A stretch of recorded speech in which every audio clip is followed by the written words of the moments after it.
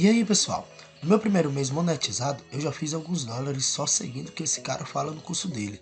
Então, se você quer ganhar dinheiro com a internet no YouTube sem nem precisar aparecer, confere o primeiro link na descrição.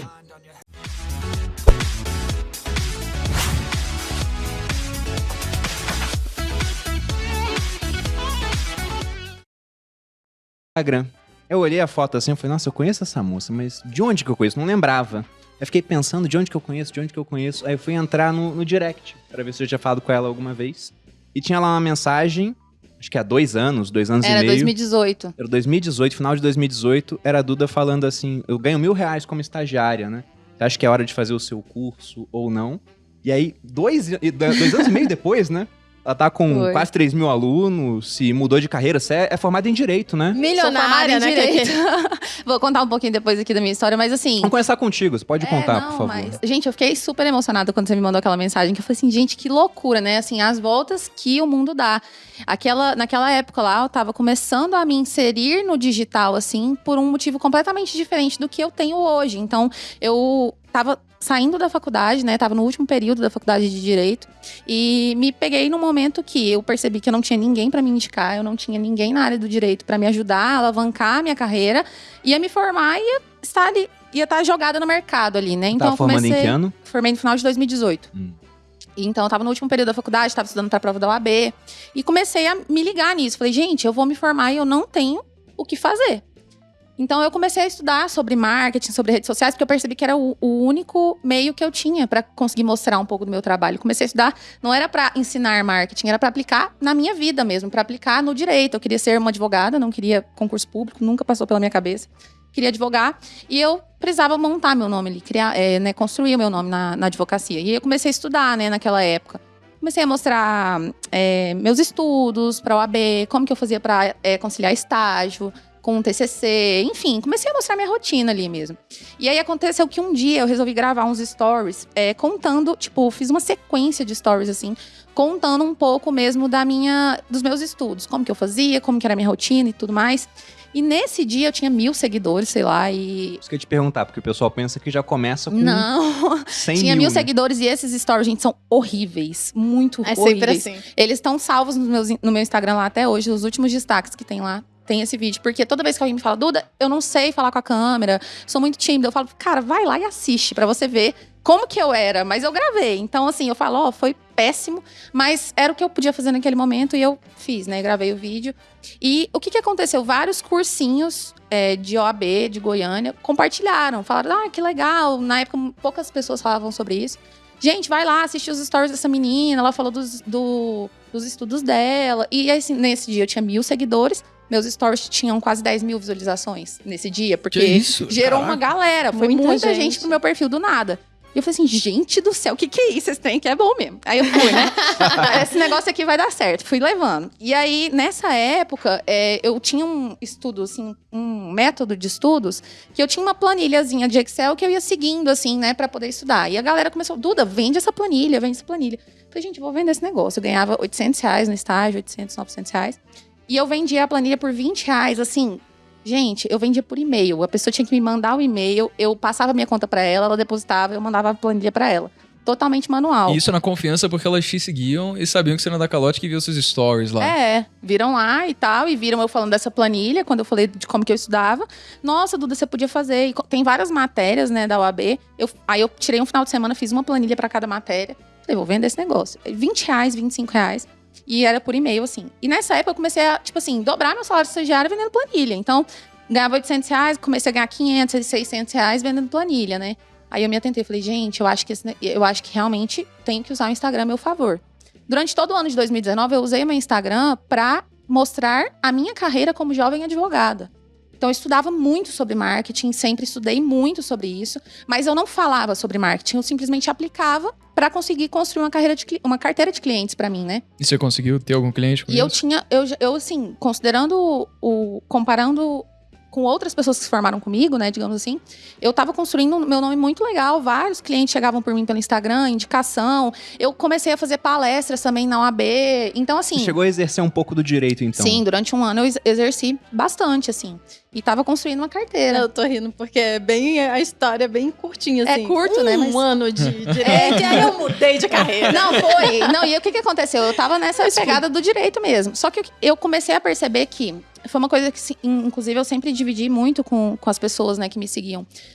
Eu sempre, todos os dias, tiro pelo menos 1 hora pra estudar. Todo dia. E aí, eu sempre dividi isso. E chegou num ponto que eu comecei a perceber que essa hora de estudo minha nunca era sobre direito. Sempre era sobre marketing. E eu falei assim, caraca, eu não tô gostando de direito. Eu tô aqui falando de direito, mas eu não tô gostando do direito. Não é isso que eu tô querendo. Metade das pessoas com quem eu me relaciono aqui em São Paulo e na internet são ex-advogados. Eu não sei, acho que o direito não deve ser tão legal, né? Eu não sei se é verdade ou não, nunca parei pra olhar direito e estatística, mas falam que a gente forma no Brasil mais novos advogados do que existem em boas partes do mundo em número de advogados, assim. Então quase que o mercado ele vai meio que dobrando a cada pouquíssimo tempo. É muito difícil, é muita gente formando. Essa realidade a gente consegue ver, assim, permeando em várias profissões, né? Porque a gente tem no senso comum um pensamento muito claro de quais são o leque de possibilidades que a gente pode seguir no caminho padrão, que é basicamente medicina, engenharia e direito. Pelo menos foi comigo. Não, são as 3 básicas, né? Você pensa assim. Minha mãe falava, não, filho, você pode fazer o que eu quiser com tanto sem engenharia, medicina e direito. Entendeu? Tipo, e tem que fazer a faculdade. Na nossa, eu não sei, a geração de vocês é uma abaixo do que a nossa. Você sabe, acho que faculdade é até uma coisa bem legal de fazer pra você entrar. Mas é porque a gente tem esse senso comum de dizer que... porque o Bill Gates, ele largou Harvard. E porque o Steve Jobs, ele saiu de Reed. Mas olha onde eles largaram também, né? Olha onde eles largaram. Vamos apontar isso aí. O cara fala, não vou nem fazer, sei lá, uma faculdade particular. O cara largou Harvard, né? Cara, eu acho que mais comum do que grandes personalidades de sucesso terem largado a faculdade é que eles entraram, né? Assim, é mais comum você ver uma pessoa que ficou foda e ela entrou na faculdade do que realmente pessoas que ficaram fodas e largaram. Então, como o Bruno falou, putz, pra você largar Harvard, velho, você já tem que ter uma prova social insana pra você chegar lá dentro. Então, pode ser que isso já te deixe à frente das outras pessoas e te garanta que, com base na sua própria competência, você, fora do mercado, vai conseguir fazer as coisas acontecerem por si só. Mas, voltando nessa coisa da medicina, engenharia e direito, a gente tem esse pensamento, né, que a gente tem que seguir esse caminho, que é o único caminho que a gente é ensinado a seguir. Tirar boas notas na escola, pular de ano, depois entrar numa boa faculdade depois de fazer o Enem, isso se a gente passar de primeira. Entrar pra faculdade, depois passar de como é que é? Período, né? Aí ser efetivado por um estágio, depois entrar numa empresa de fato, subir na escada hierárquica e se aposentar com segurança aos 65 exatamente. anos. Então, depois que você começa a ver com mais, por exemplo, o que a Duda falou... né? Porque vai ter mais reforma da Previdência com o tempo. Você vai ter que continuar trabalhando, né? Exato. Então, como a Duda falou, às vezes você desenvolve uma paixão com base nos resultados que você tem que não tinha nada a ver com esse caminho padrão que você seguiu. Porque, você queria fazer direito. Você foi ensinada que você tinha que escolher uma única coisa pela qual você ia perseguir e alcançar pro resto da vida, né? Pelos próximos, sei lá, você entrou na faculdade com o quê? 18 anos? 19? Sim. Então, pelos próximos 47 anos da sua vida, você ia ficar fazendo aquilo lá. Só que o ser humano muda, né? A gente tem muito gosto, muita paixão, assim. Bruno gosta de... Você foi assim, Breno? Você entrou na faculdade e terminou? Eu comecei a fazer medicina, aí fiquei 6 meses, fiquei menos depois foi pra direito e depois pra engenharia. Era o leque que eu tinha ali. Não, direito eu não cheguei a entrar, não. Mas quando eu era criança, meu sonho, né, que obviamente não era meu, era um sonho de outras pessoas, era ser juiz de direito. Né? Depois que eu fui entender o que o juiz de direito faz, eu falei, não quero nunca esse tipo de coisa, com todo respeito, né? Mas isso aconteceu quando eu vivi na prática a medicina. Eu comecei a entrar em contato com comunidades carentes lá do Rio de Janeiro. Porque a gente tinha uma matéria na faculdade chamada Saúde da Família. E aí, a gente subia comunidades carentes para atender pessoas que não tinham condição de descer o morro sozinha e buscar atendimento ali do SUS, né? E prestar aquilo que a gente precisava. Só que, às vezes, assim, o contato que a gente tinha com pessoas que estavam passando por situações tão miseráveis tocava muito e eu não conseguia chegar em casa e trazer uma energia positiva. Passei a admirar muito médico depois disso, de gente que consegue viver aquela realidade com pessoas que estão numa situação muito mais triste todos os dias e chegar em casa, dar um abraço no filho, sorrir, fazer todo mundo se sentir bem, porque eu não consegui, sabe? Eu chegava em casa e contaminava todo mundo ali. Você entrou na faculdade de medicina com quantos anos? Eu entrei com 19 anos. Bem novo. Eu terminei o ensino médio, eu ia fazer medicina, só que eu não consegui passar pra uma federal, né? Porque minha mãe sempre foi classe média apertada ali, então, tipo, filho, não dá pra pagar a federal, já tem que pagar a escola da tua irmã. Sempre estudei em particular. E aí, o que aconteceu foi que o meu tio, irmão da minha mãe, ele passou pra um concurso de praticagem. Ele se tornou prático. Atraca navio e é uma profissão uma das bem profissões paga. mais bem pagas. Mais bem pagas, E ele tinha um histórico muito forte na Marinha, ele se aposentou como Mariguerra e tal. E aí, quando ele passou nesse concurso, ele falou, Brenão, é o seguinte, cara, eu quero que você tenha sucesso na vida, cara. Você, caso você não passe de novo pra federal, o que eu não passei, vai pra uma particular, passa na particular e eu pago pra você o curso. E aí ele dividiu com a minha mãe dando possível, eu comecei a fazer, né? Fiquei 6 meses. Torrei o dinheiro de toda a família e saí. Gastou dinheiro à toa.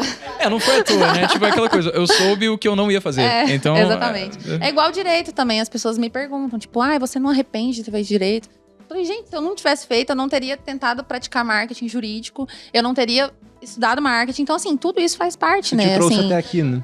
me trouxe até onde eu tô. E a questão do direito é engraçada, porque quando você entra no direito, primeiro dia de aula, o professor pergunta, quem aqui quer fazer concurso? Aí a galera, né? Eu quero fazer concurso. E eu lembro que na época eu fui uma das únicas que não queria concurso. Eu já tinha na cabeça que não queria. E eu já era louca por causa lá disso. Em Goiânia, especificamente, né? Talvez pela proximidade com Brasília, deve ser especialmente muito forte. É muito forte. Assim, a pessoa já entra querendo concurso, pensando em estudar para concurso. Então, na verdade, eu já tava quebrando um paradigma ali de falar que eu bati o pé que não queria Isso já concurso. é muito diferente. Eu até perguntar, tá dentro disso também, né? Sobre influência familiar. Já tinha alguém que empreendia na tua família pra você não pensar em concurso? Porque a minha avó, por exemplo, ela falava pra mim, filho de pobre tem que fazer concurso público. Não. A gente nem pobre era, mas ela colocava isso na minha cabeça. A gente era classe média, concurso público. Tanto que meu pai, os 2 irmãos dele e o meu tio que casou com a irmã da minha mãe, todos fizeram AMAN. Aí quando eu tinha 17 anos, o que eu vou fazer da vida? Não sabia. Pensei em direito, aí depois eu vi que teria sido uma péssima escolha, porque eu odeio essa parte assim de lei, né? Como é que é feito o processo, acho tudo muito chato. E pensava em educação física.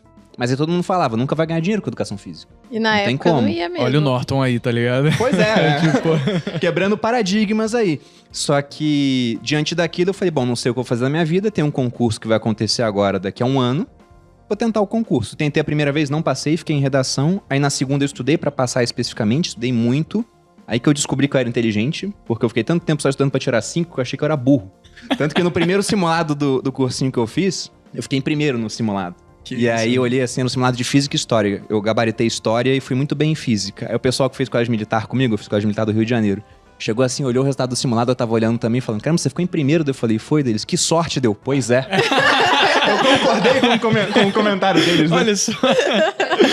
Cara, pelo que eu tô vendo aqui, todo mundo passou por uma faculdade, chegou um momento assim de impasse decisório na vida Aí você não e foi à acabou faculdade, trocando completamente o rumo. Isso aconteceu também comigo. Você foi à faculdade?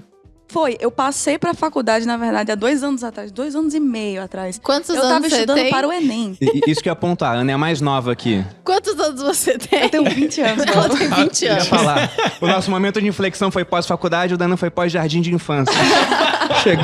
Chegando ali no CA, falando... Não, vamos deixar bem claro que eu, por exemplo, eu só entendi o que eu ia fazer da minha vida. Vamos deixar as pessoas mais felizes agora. Depois dos 27 anos. Então, É bom pontuar isso, né? É bom pontuar. Não fique triste se você tem...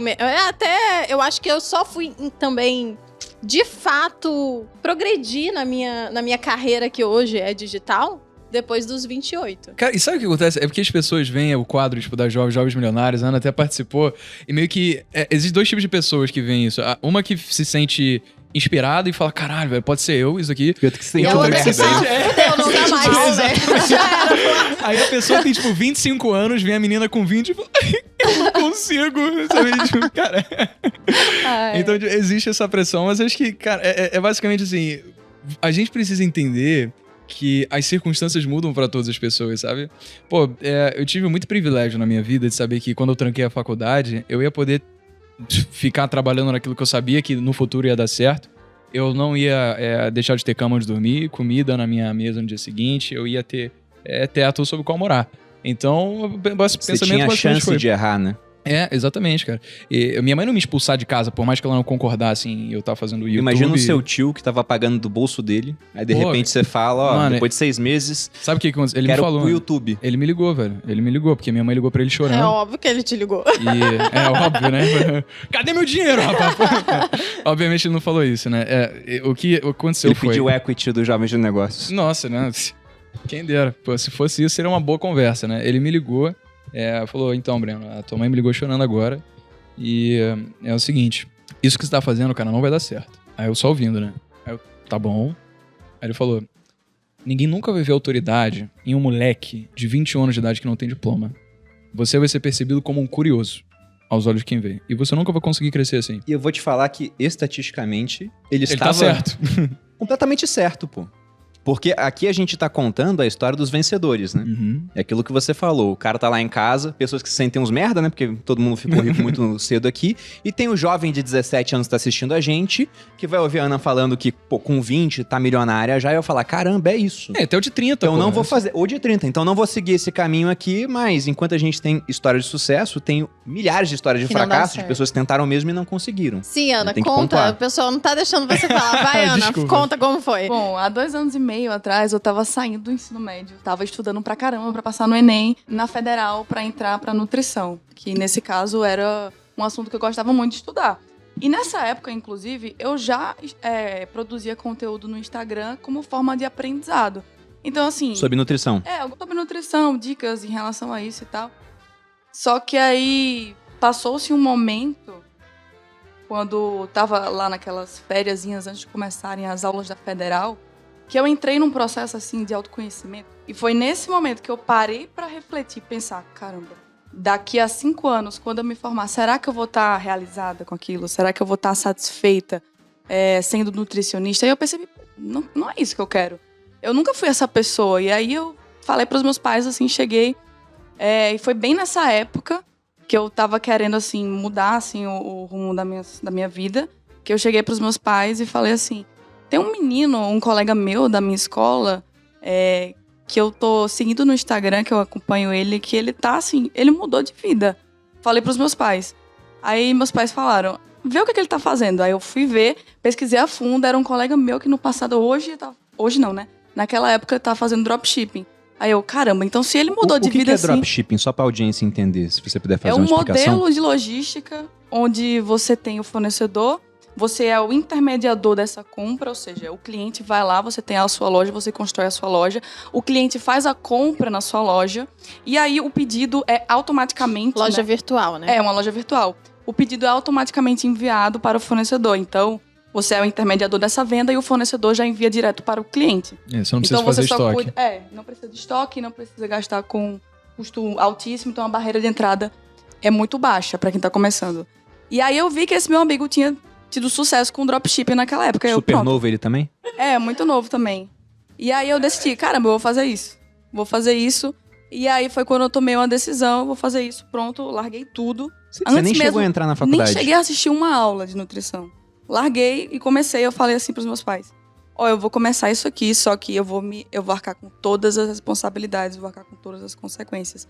Porque quando eu falei isso, eles queriam, assim, quase me expulsar de casa. Meu pai, ele é servidor público. Cabeça da segurança, né? É tipo o meu. O completo oposto do que eu sou. Eu citei meu pai, os irmãos do meu pai, o meu tio. O pai da Malu também fez AMAN. Ele é coronel da reserva. O irmão da Malu fez AMAN comigo. Então toda a família era Entendi o que militar. vocês estavam fazendo ali.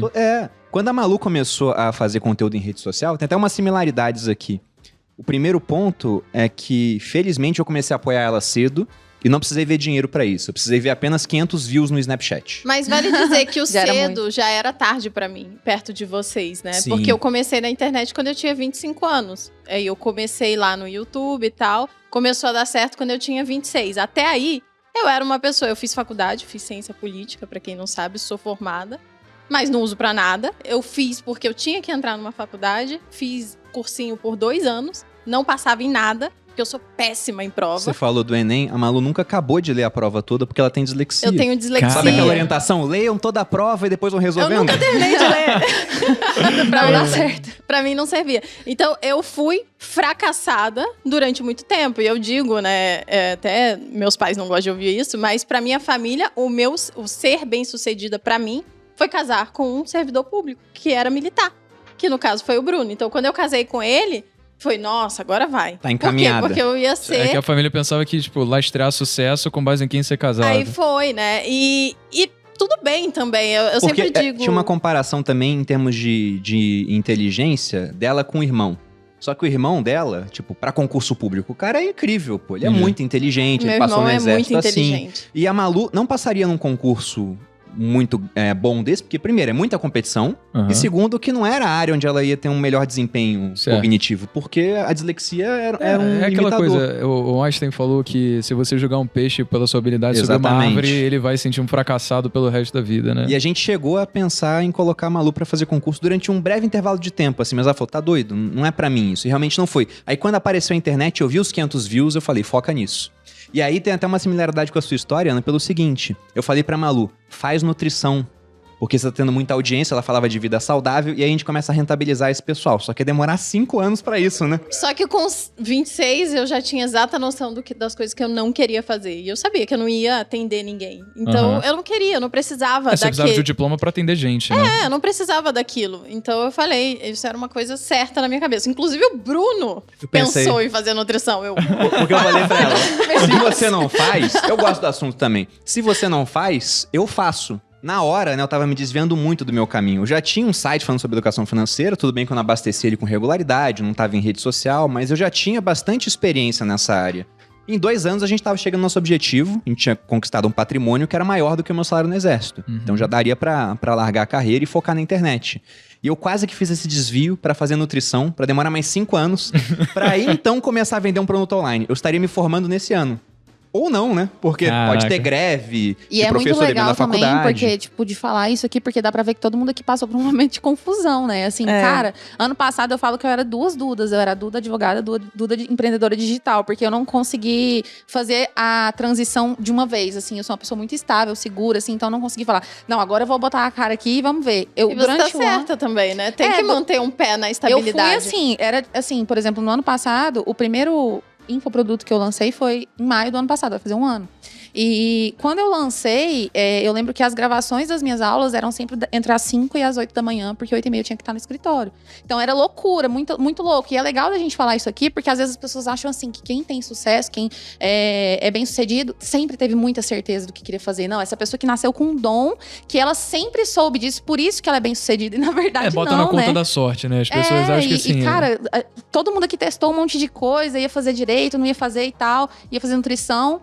E acabou que foi fazendo outra coisa. Lidou com muita dúvida, lidou com muita frustração, muito teste. Realmente ter a certeza em fazer aquilo. Como você chegou no marketing? Vamos lá, fez o eu dropship. produzia conteúdo sobre nutrição. Aí eu tinha começado a estudar sobre dropshipping, tinha começado a aplicar aquilo nessa época.